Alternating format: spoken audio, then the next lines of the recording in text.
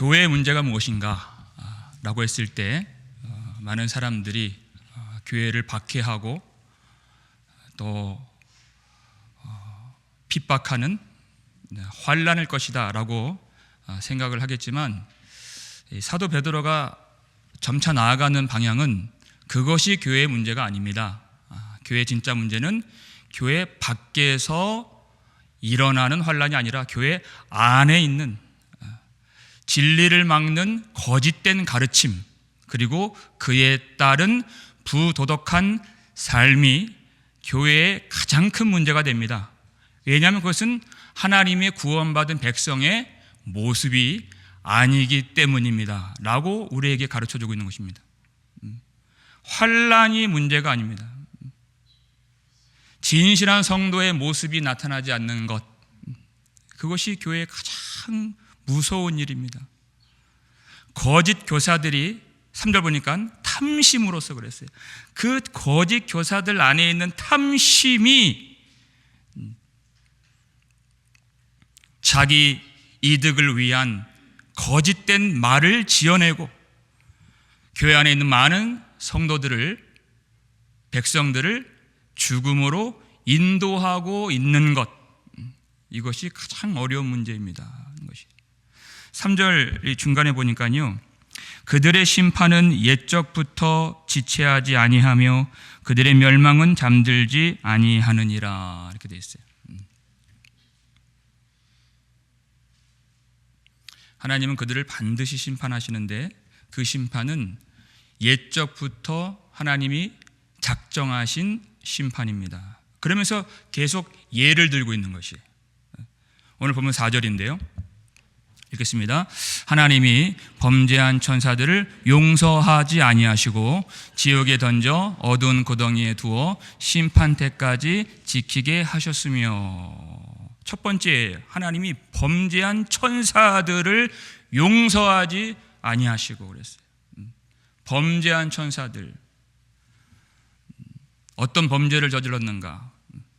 유다서 6절 말씀 보시면 또 자기 지위를 지키지 아니하고, 자기 지위를 지키지 아니하고 자기 처소를 떠난 천사들을 흑암에 가두셨으며, 이런 말씀이 나와요. 하나님이 천사들을 만드셨을 때에는 하나님의 목적이 있으셨는데 하나님을 섬기는 것이 천사들의 직분이었습니다. 그들의 지위였어요. 그것이 얼마나 영광스러운 지위인가. 여러분, 우리가 대통령만 가까이 섬기는 그런 직분을 갖는다 해도 그건 말할 수 없는 영광이라고 생각할 거예요. 그러나 온 세상을 만드신 하나님을 섬기는 이 직분, 말할 수 없이 영광스러운 이 직분에 대해서 이 천사들이 실증을 느끼고 지위를 지키지 아니하고 자기 처소를 떠났다 그랬어요. 그 자리를 떠났다. 왜 그렇습니까? 내가 하나님이 되고자 하기 때문에. 자기가 하나님이 되고자. 그것이 반역이죠. 하나님이 그 범죄한 천사들을 지옥에 두어, 이렇게 됐어요. 여기서 말하는 지옥이라고 하는 것은 영원한 형벌 차원에서의 지옥이 아닙니다. 다른 데서는 영원한 형벌 차원의 지옥을 게헨나라는 이 단어를 써요. 여기서는 타르타로사스라고 하는 어둠의 영역을 가리키는 그런 독특한 단어를 사용했습니다. 어둠의 영역에 그들을 가두셨다. 그리고 지키게 하셨다 그랬어요. 언제까지? 심판의 날까지. 그들을 결박하셨다 그랬어요. 그들이 이 어두운 세상에서 마음대로 사람들을 미혹하여 자기들의 뜻을 이루지 못하도록 그들의 권세를 하나님이 결박하시고 빼앗으셨다, 그 뜻이에요. 예수님 오시는 그날까지 그들을 그 어둠 속에 가두시고 그 때가 되면 영원한 심판을 받게 하신다는 것이. 그 능력 있는 천사라 할지라도 하나님은 능히 심판하시는 분이시고 그들을 용서하지 아니하신 하나님이시다. 그게 첫 번째 예예요. 두 번째는 5절 말씀인데요. 읽겠습니다.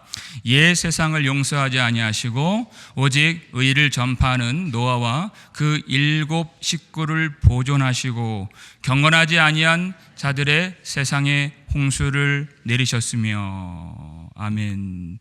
옛 세상을 용서하지 아니하시고 이렇게 됐어요. 우리는 하나님의 용서를 너무 쉽게 생각합니다. 당연한 것처럼 생각해요. 지금 반복되는 말이 하나님이 용서하지 아니하시고, 원래 기본은 용서하지 않는 것이 기본입니다. 여러분, 쉬운 것이 아닙니다. 십자가를 생각해 보십시오. 하나님의 용서가 그렇게 간단한 일이 아닌 것입니다. 옛 세상 노아의 시대를 하나님이 용서하지 아니하신다. 창세기 6장 5절 말씀이죠.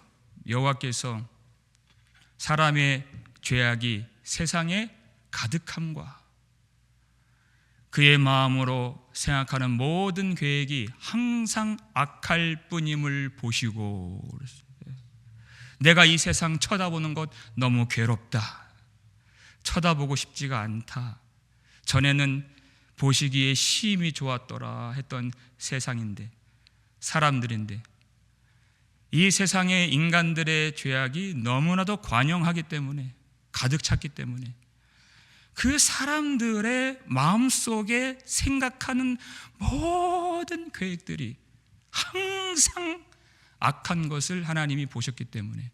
왜 악해요? 그들의 마음에 하나님이 없기 때문에 악한 것입니다. 하나님을 생각하지 않기 때문에.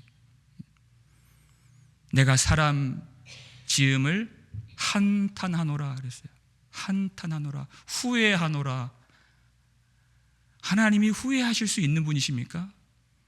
완전하신 하나님이요, 그 정도로 하나님이 슬퍼하셨다는 것입니다. 그리고 다 쓸어버리겠다. 여러분, 그 말씀을 누구에게 주셨나요?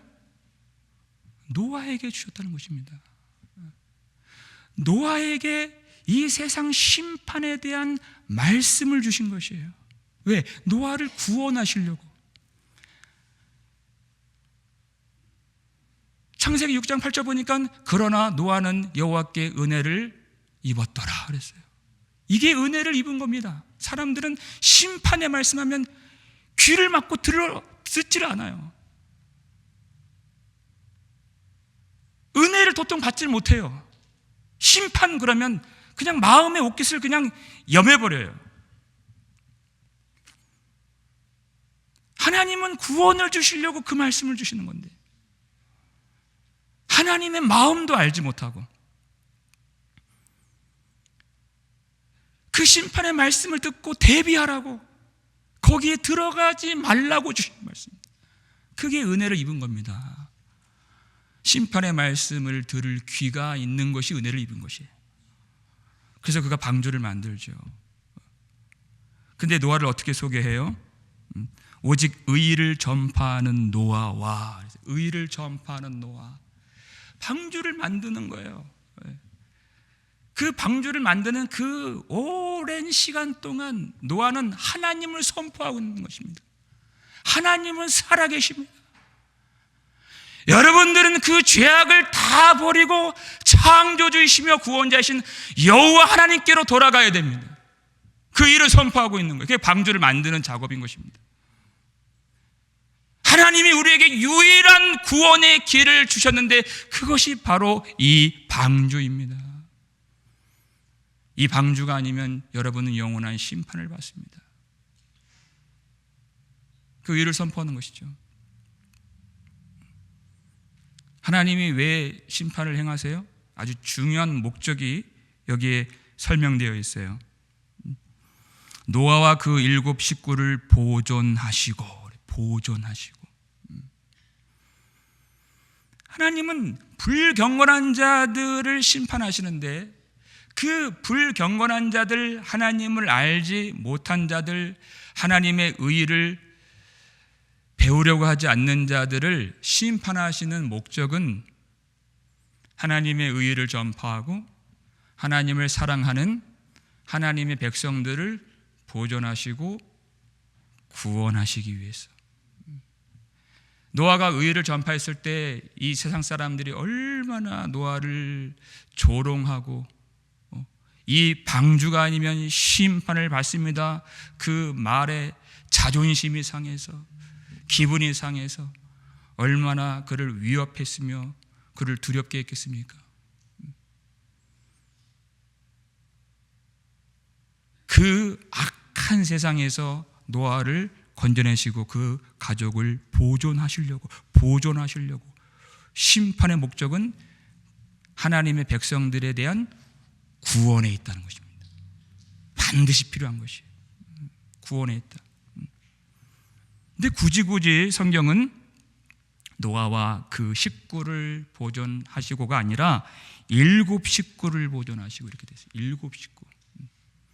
그래봤자 8명. 그 8명 때문에 온 세상을 하나님이 심판하셨다. 구원을 받는 자가 얼마나 적으냐 그 뜻이에요. 예수님도 말씀하셨죠. 마태복음 7장 14절 보니까 생명으로 인도하는 문은 좁고 그 길이 협착하여 찾는 자가 적음이라는 것이에요. 찾는 자가 적다. 하나님께로 돌아오는 자가 참 없다.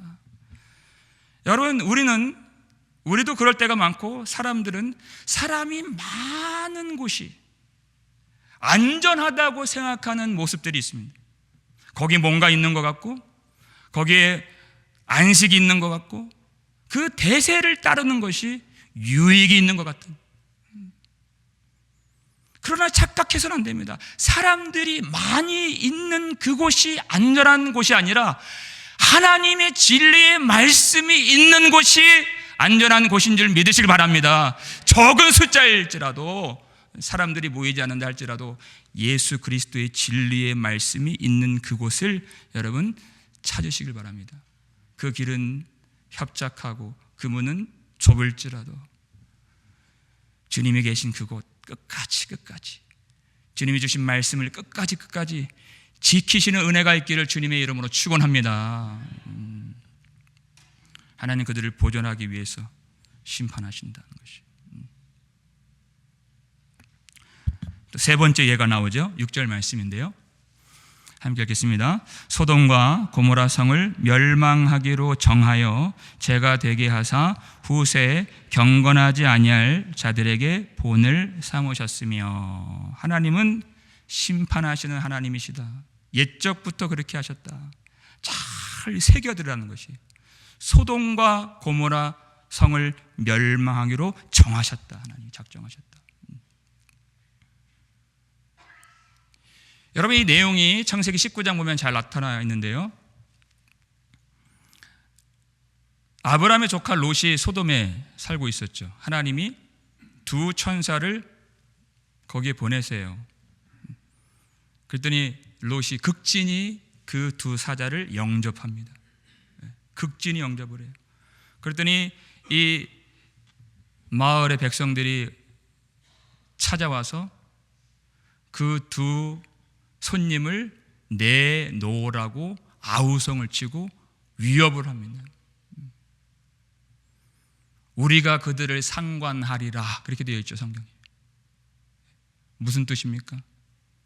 강제로 동성 간의 성관계를 맺겠다라는 뜻입니다. 이렇게 타락한 성이 소돔성이었습니다. 하나님이 왜 심판하실 수밖에 없는지가 거기 다 드러나 있어요. 거기에 불과 유황을 비처럼 하나님이 내리셨어요. 왜 그렇게 하셨는가? 여기 이유가 나오죠. 그렇게 죄가 되게 하사 후세에 경건하지 아니할 자들에게 본을 삼으셨으며. 그건 그들만의 그 세대만의 문제가 아니라 후세에 우리들에게 보여주신 것이에요. 심판의 본으로 삼으신 것이에요. 누구나 하나님을 떠나고 진리를 떠나고 하나님의 말씀에 불순종하면 누구나 그렇게 될 수 있다는 것을 보라, 보게 하시는 거예요. 후세에, 미래에 경건하지 않는 자들이 어떤 하나님의 심판을 받게 될 것인지를 보라 하는 것이에요. 로마서 1장 27절 보니까 남자가 서로를 향하여 음욕이 부릴 듯하며 이런 말씀 나왔어요. 하나님이 내버려 두사 그랬어요. 그런 일이 있죠? 이 세대 가운데 그런 일들이 많이 있죠? 하나님이 이미 내버려 두신 것은 그들을 심판 아래 두셨다. 심판을 받은 것이다. 그리고 영원한 심판이 있다. 그런 뜻입니다. 심판의 본보기로서 이미 보여주신 거예요. 소돔성이 어떻게 됐는지. 여러분, 미국이 안전하다 그렇게 말씀하지 마십시오. 하나님의 진리의 말씀을 떠나면 안전한 곳이란 없는 것입니다. 그런데 그 가운데서 하나님이 목적하신 바가 있으시다. 7절 말씀인데요, 읽겠습니다. 무법한 자들의 음란한 행실로 말미암아 고통당하는 의로운 롯을 건지셨으니. 아멘. 고통당하는 의로운 롯을 건지셨으니. 이것을 위해서 하나님이 소돔과 고모라를 심판하셨다는 것이에요. 무엇이 목적이에요? 건지셨으니. 왜? 그는 거기서 고통을 당했기 때문이에요. 여러분, 무법한 자들이 가득한 이 세상 가운데에서 고통을 당한다. 왜 고통을 당해요? 롯은, 의로운 롯은 그들과 함께 하지 않았기 때문에, 그들의 음행에 동참하지 않았기 때문에 고통을 당한 것이죠.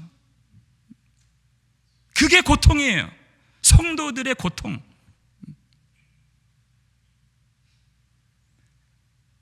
하나님은 거기서 고통당하는 롯을 건지시려고 심판하신 것입니다. 하실 수밖에 없으셨습니다. 하나님은 아브라함에게 미리 알려주셨어요. 우리에게 하나님이 이 세상이 심판을 받는다라는 것을 알려주신 것처럼 아브라함에게 미리 알려주셨어요. 그랬더니 아브라함이 여호와여, 주께서 의인과 악인을 함께 멸하려 하시나이까? 이렇게 질문을 해요. 하나님 그렇게 하실 수가 있습니까? 거기에도 의인이 있을 텐데, 거기에도 하나님을 바라보는 자가 있을 텐데 그 의인과 악인을 함께 멸하려 하시나이까? 하나님, 그런 일은 있어서는 안 되지 않습니까? 그래서 아브라함이 기도한 거예요. 하나님께. 하나님의 공의로우심을 바라보면서 기도한 거예요. 창세기 18장 25절 말씀이죠. 읽겠습니다. 주께서 이같이 하사 의인을 악인과 함께 죽이심은 부당하오며 의인과 악인을 같이 하심도 부당하나이다. 세상을 심판하시는 이가 정의를 행하실 것이 아니니까. 아멘. 하나님은 정의를 행하시는 정의의 하나님이 아니십니까? 라는 뜻이에요. 하나님, 그래서는 안 되지 않습니까? 정의가 무엇입니까? 벌 받을 사람은 벌을 받고 상 받을 사람은 상 받는 게, 그게 바로 정의입니다. 안 죽어야 될 사람이 죽는 것은 얼마나 억울한 일입니까? 부당한 일입니까? 하나님 그렇게 안 하신다는 뜻입니다. 절대로 그렇게 안 하신다는 뜻이에요. 그래서 의로운 롯을 하나님이 건져내셨다는 것입니다. 하나님이 소돔을 심판하신 목적은 이 롯을 구원하시는 데 있다. 다시 말해 이 구원을 설명하자면 그 무법한 자들의 음행한 행실과 심판받을 수밖에 없는 그 조건들에서 하나님의 백성을 구별해 내셨다는 거지. 이것이 구원이다. 구별해 내셨다. 마태복음 13장 보니까 알곡과 가라지 비유가 나와요.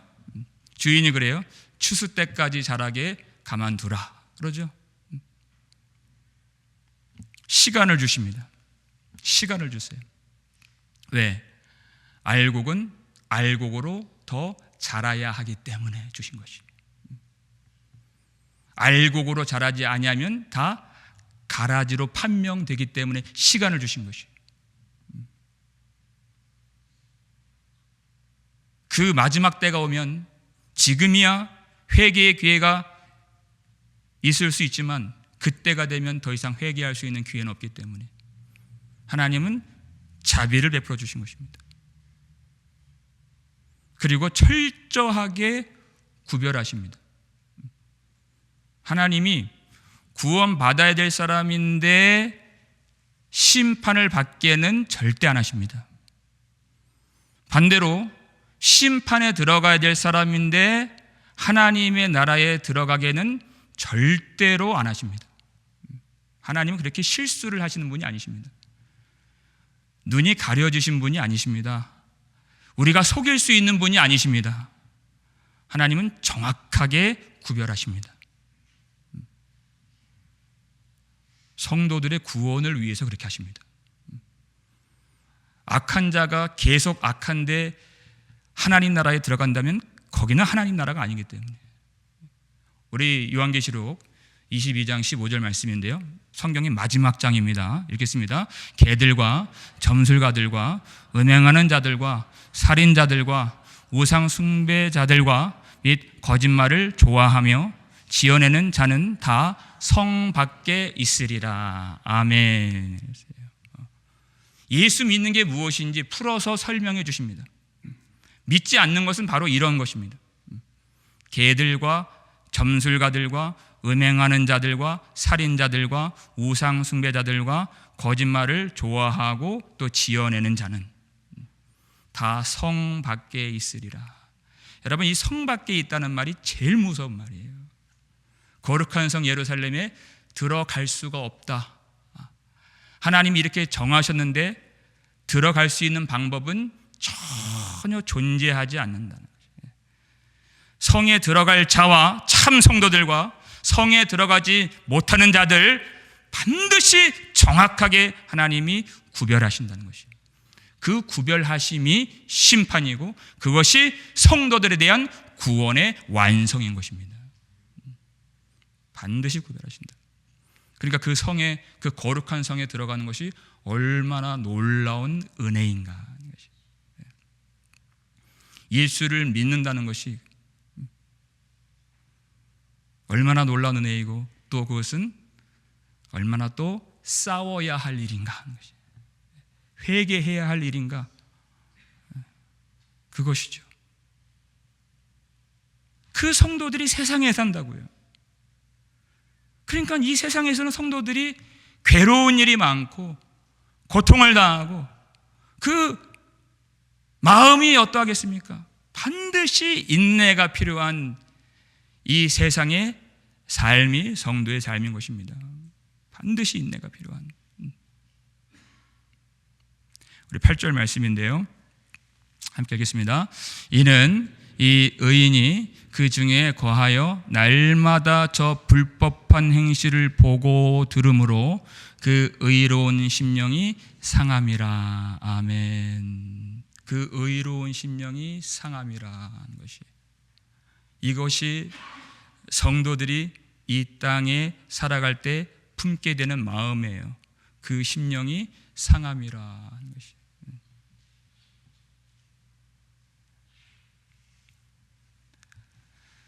두 천사를 영접한 이 롯에게 그 무법한 사람들이 와서 위협을 할 때 롯이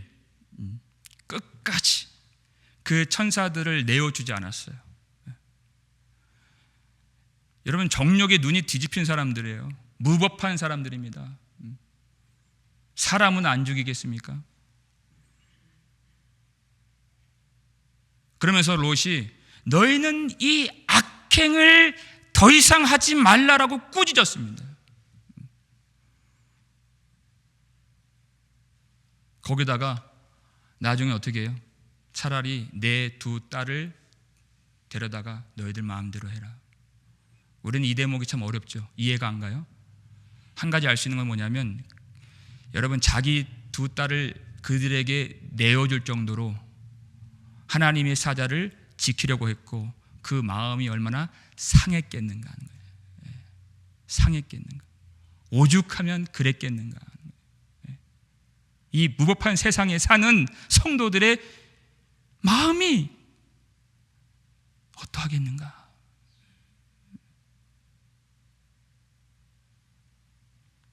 이 세상은 우리가 살기에는 너무나도 고단하고 어려운 세상입니다. 믿음으로 살라고 도와주는 그런 세상이 아니라는 것이에요.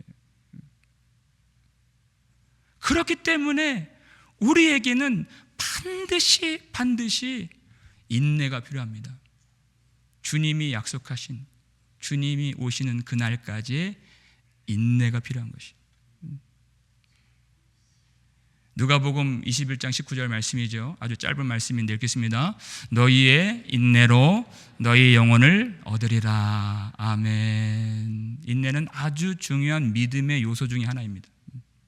인내가 없다면 믿음이 아니에요. 자기 지위를 지키지 아니하고 자기 처소를 떠나버리는 것, 그것은 믿음이 아니에요. 그 자리는 너무나도 어려운 자리입니다. 그러나 끝까지 인내로서 믿음을 지키고 하나님을 예배하는 그들이 바로 구원을 받는 하나님의 백성들인 것입니다. 여러분, 이 세상을 살아갈 때 우리가 믿음이 있다고 해서 어떤 좋은 보상을 받지 못할 때도 많이 있습니다. 좋은 조건이 되지 못할 때도 많이 있습니다. 잘 살기 위해서 우리가 믿음을 얻는 것이 아닙니다. 성경은 그렇게 우리에게 가르쳐주고 있습니다. 하박국 3장 17절 18절 보면 비록 무화과 나무의 열매가 무성하지 아니하며 포도 나무에 열매가 없으며 감람나무에 소출이 없으며 밭에 먹을 것이 없으며 우리의 양이 없으며 외양간에 소가 없을지라도 나는 여호와로 말미암아 즐거워하며 나의 구원의 하나님으로 말미암아 기뻐하리로다 하는 것이에요. 이것이 성도의 고백이에요. 어떤 좋은 조건이 되어서 기뻐하는 것이 아니에요. 내가 잘 살게 되어서 감사하는 것이 아니에요. 아무것도 가진 것은 없어요. 힘이 없어요. 먹을 것이 없어요. 살 길이 보이잖아요. 그러나 내게 가까이 다가오셔서 생명의 말씀을 주신 여호와를 기뻐하는 것, 여호와 하나님이 내게 오셔서 구원의 말씀을 선포해 주신 것, 그 말씀으로 말미암아 하나님을 즐거워하고 여전히 고통스럽고 여전히 피곤하고 여전히 지칠 때가 많이 있는 우리의 삶이지만 하나님이 약속하신 대로 우리의 구원을 완전히 이루어 주시기 위하여 하나님이 보내신 예수 그리스도를 알기에, 그분을 소망하기에 우리를 구원하신 예수 그리스도로 말미암아 기뻐할 수 있는 것이 진정한 믿음인 줄 믿으시길 바랍니다. 그것이 믿음입니다. 예수 그리스도만이 우리의 복이 되시고 어떤 조건이나 어떤 보상이 아니라 사람들이 다 끄덕일 수 있는 삶의 내용이 복이 아니라 오직 우리를 구원하신 하나님이 예수 그리스도, 그분만이 우리의 복음이신 줄 믿으시길 바랍니다. 그 주님을 품고 이 땅을 살아갈 때 성도들은 너무나도 고통을 많이 당한다는 것이에요. 그 의로운 심령이 상함이라 그랬어요. 우리가 매일 보고 매일 듣는 그 소식들, 정말 기가 막힌 내용들이 끊이질 않습니다. 말도 되지 않는 일들이 너무나도 이 세상에서 많이 벌어져요. 우리가 아무리 외쳐도 들으려고 하는 사람이 없습니다. 거꾸로 조롱과 멸시만이 다가와요. 이 세상에 정의가 없습니다. 이 세상에서 성도들은 탄식할 수밖에 없는 것이에요. 우리가 날마다 경험하는 바가 바로 그것입니다. 그러나 반드시 기억할 것은 하나님이 이 악한 세상에서 하나님의 신실한 자기 백성들을 건져내 주신다는 사실인 것입니다. 반드시 건지신다. 우리 마지막 9절 말씀인데요, 읽겠습니다. 주께서 경건한 자는 시험에서 건지실 줄 아시고 불의한 자는 형벌 아래에 두어 심판 날까지 지키시며. 아멘. 하나님은 경건한 자는 시험에서 건지실 줄 아시고, 반드시 하나님이 이 세상 모든 시험에서 하나님의 백성들을 건져내 주신다는 것이에요.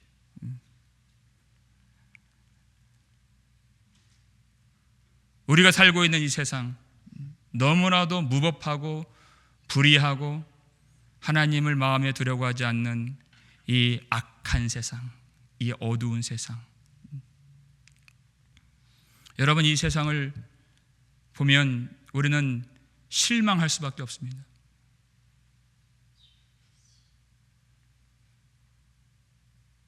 여러분, 지금 세상에서 일어나고 있는 일들이 지금 정치적인 일처럼 느껴지십니까? 그렇지 않습니다, 여러분. 하나님을 대적하는 세력들의 모든 흉악한 일들이 바로 이 세상에서 일어나고 있는 것이 영적인 일들이라는 것입니다. 이미 교회를 제거하려고 하는 무서운 시도들이 많이 일어나고 있습니다. 우리는 더 점점 그런 일들을 보게 될 것입니다. 교회를 완전히 없애려고 하는 악한 법들이 지금 만들어지고 있죠. 언제까지 우리가 이렇게 예배를 드릴 수 있을까요? 기도하는 것만으로 불법이 되고, 소설이 아닙니다. 지금 그렇게 되어 가고 있고 그런 데가 많이 있습니다. 여러분. 성경만 가지고 있어도 그건 불법이 되고, 이렇게 모여서 하나님을 찬송하는 것 자체가 아주 심각한 위법이 되는 그런 일들이 지금 세상에 벌어지고 있습니다. 북한을 보세요. 1904년 원산에서 1907년 평양에서 엄청난 부흥의 역사가 있었던 북한입니다. 성경만 가지고 있어도 불법이 되어서 끌려가게 되는, 남의 얘기가 아닙니다.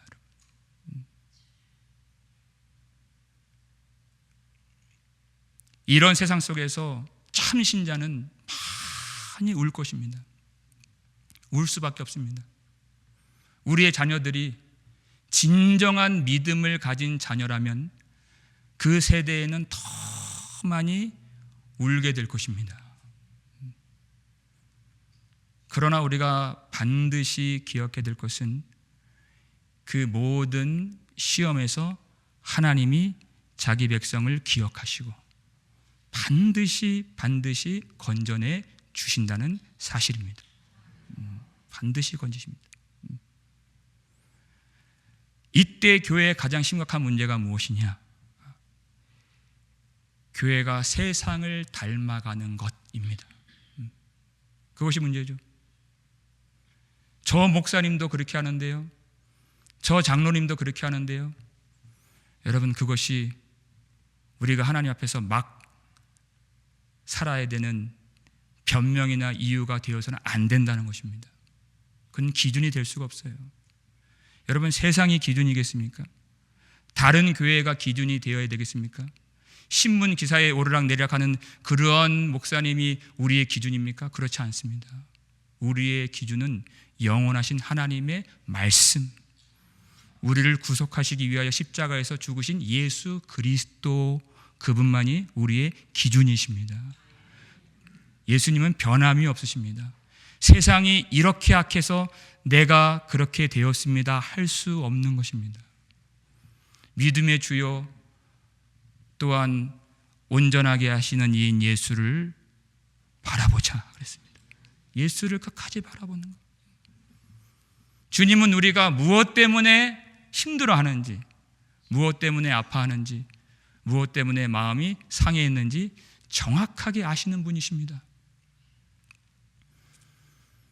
우리가 서로를 위로할 때가 많이 있죠. 그러나 그 위로는 힘을 얻지 못하고 대책 없는 위로일 때가 많이 있습니다. 그러나 우리 구원자 예수 그리스도는 우리를 위한 가장 좋은 대책을 갖고 계십니다. 그것이 무엇입니까? 예수님이 다시 오신다는 것입니다. 다시 오셔서 이렇게 불의하고 흉악한 이 세상을 심판하시고 그 속에서 고통을 당하고 상한 심령으로 끝까지 진리의 말씀을 지키는 하나님의 백성들을 주님이 건져내 주신다는 것입니다.